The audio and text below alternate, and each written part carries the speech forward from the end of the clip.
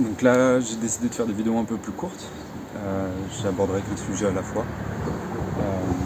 Là, c'est le sapin de Noël. Qu'est-ce qu'on en fait après les fêtes?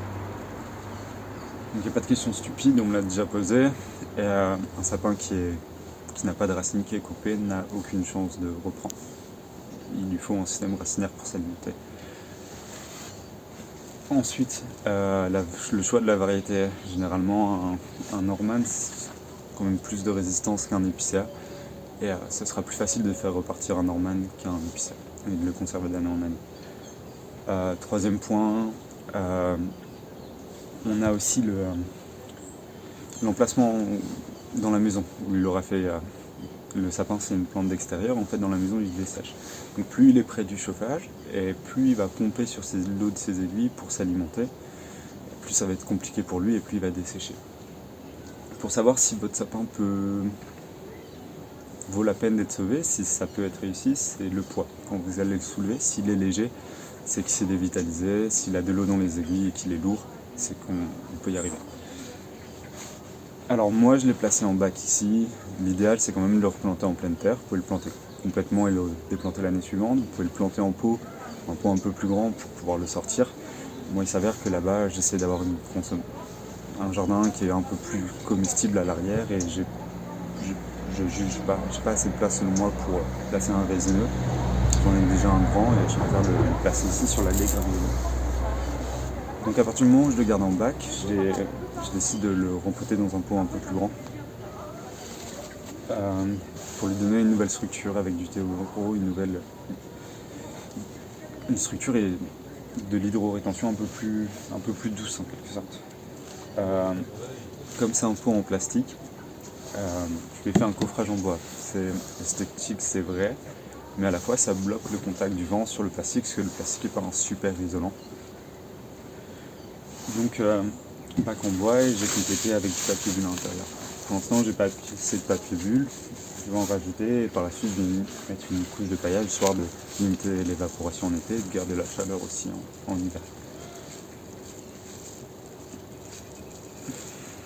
Voilà, c'est à peu près tout, je vous montre la réalisation du bac, comment je procède au transplantage du sapin. Par exemple, le fait de bien percer le pot, pour que l'eau s'écoule bien, les résineuses, c'est une plante qui est sensible aux champignons. Il y a certains champignons qui lui mangent les racines.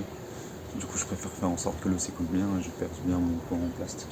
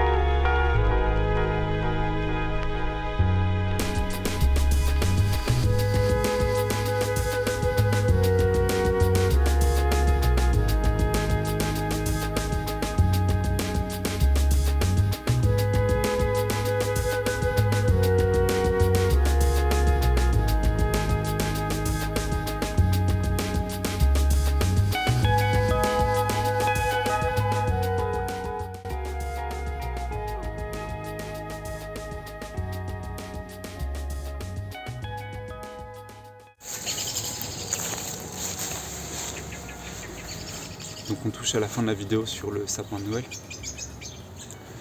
Ça change un peu de ce que j'aime faire d'habitude, du potager, du biotope et ces choses-là. Après ça touche aux plantes et si j'ai eu envie de le faire, c'est parce que je me rends compte qu'il y a une conscience collective qui s'interroge sur le fait de déraciner des tonnes de sapins pour les fêtes. Je pense qu'il y a vraiment un dilemme entre tradition et conscience écologique en quelque sorte. Du coup il faut trouver des alternatives. J'essaie juste de proposer une alternative ou au mieux peut-être de susciter la question. Je ne suis pas du tout alarmant contre le fait d'avoir un sapin déraciné s'il suit un bon schéma de recyclage par la suite, au final il retourne au sol. Je suis pas alarmant non plus contre le fait d'avoir un sapin artificiel qu'on ressort chaque année depuis 10 ans. Je suis plutôt pour le fait de faire des sculptures en bois qui représentent un sapin qu'on ressort chaque année. Par contre, la chose qui me déplaît le plus, c'est peut-être les sapins floqués. Je trouve que c'est non recyclable et ça me déplaît un peu. Du coup, j'essaie de montrer une solution, des clés pour que ça puisse marcher. J'espère que ça vous a plu. À bientôt et bon début d'année.